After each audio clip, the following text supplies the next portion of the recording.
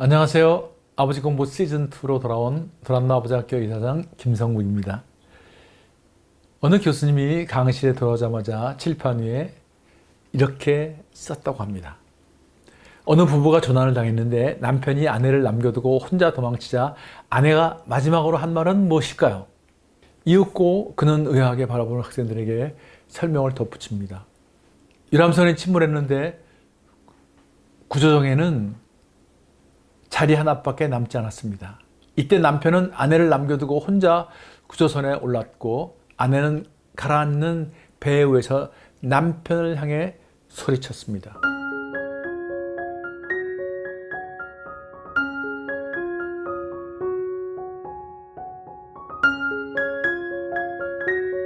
교수님은 여기까지 말하고는 다시 학생들에게 묻습니다. 여러분, 아내가 무슨 말을 했을까요? 이제 학생들은 모두 격분해서 당신을 저주해요. 내가 정말 눈이 빼었지 저런 인간을 남편이라고. 당신이 어떻게 그럴 수가 있어 이 나쁜 인간아. 등등 비난하는 말을 쏟아내기 시작했습니다. 이때 교수님은 말없이 창밖을 내다보고 있는 한 학생을 발견하고 다가가서 재차 물었습니다. 그러자 그 학생은 교수님, 제 생각에는요, 그 부인은 아마 이렇게 말했을 것 같아요. 우리 아이 잘 부탁해요. 교수님 깜짝 놀라면서 너 이 얘기를 어디서 들어봤니? 라고 물었습니다.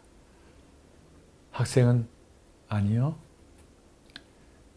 그런데 저희 엄마가 돌아가셨을 때 아버지에게 그렇게 말했대요. 라고 말했습니다. 교수님은 학생의 말을 듣고 이야기를 이어갔습니다.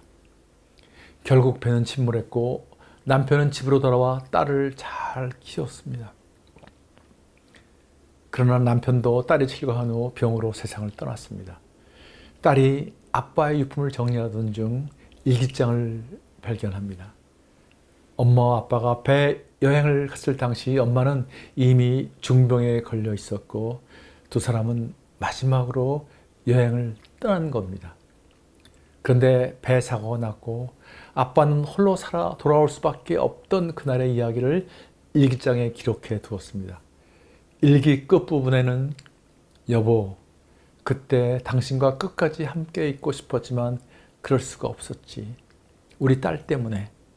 당신 홀로 그 깊고 차가운 바닷속에 잠들게 해서 정말 미안해. 그리고 사랑해. 우리 아이, 당신을 사랑하는 마음으로 잘 키울게. 많은 것들을 생각하게 해주는 그런 이야기입니다. 우리는 표면에 나타난 현상만 보고 상대방을 판단하기 쉽습니다.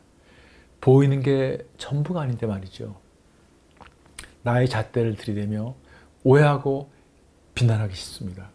그러면 갈등은 증폭되고 관계는 더 어려워집니다. 가장 가까운 부부 사이에 빈번하게 일어날 수 있는 문제들입니다. 서로의 입장을 헤아리지 못하고 겉으로 드러난 말과 행동을 성급하게 판단하고 즉각 반응하여 갈등에 빠지기 쉽습니다. 우리는 내가 처한 상황과 그로 인한 스트레스, 관심사에 집중하며 살기 때문에 가장 소중한 애착 대상인 아내나 남편의 마음을 읽지 않고 겉으로 드러난 배우자의 말과 행동에 덜컥 넘어질 때가 많습니다. 그런 때는 이렇게 마음을 돌이켜 보십시오. 눈에 보이는 것이 전부가 아니다. 저렇게 말하고 행동하는 데는 분명 어떤 이유가 있을 것이다 라고 말이죠. 그러면 상대방의 심정을 좀 헤아려 볼 수 있는 여유가 생깁니다. 그렇게 기다려주면 서로 마음을 열고 솔직한 심정을 나눌 수 있는 시간이 오게 됩니다. 눈에 보이는 것에만 매달려 마음을 잃지 않게 조심합시다. 마음을 놓치면 나 자신뿐만 아니라 소중한 사람을 잃습니다. 사람을 놓치면 우리는 모든 것을 잃는 것입니다.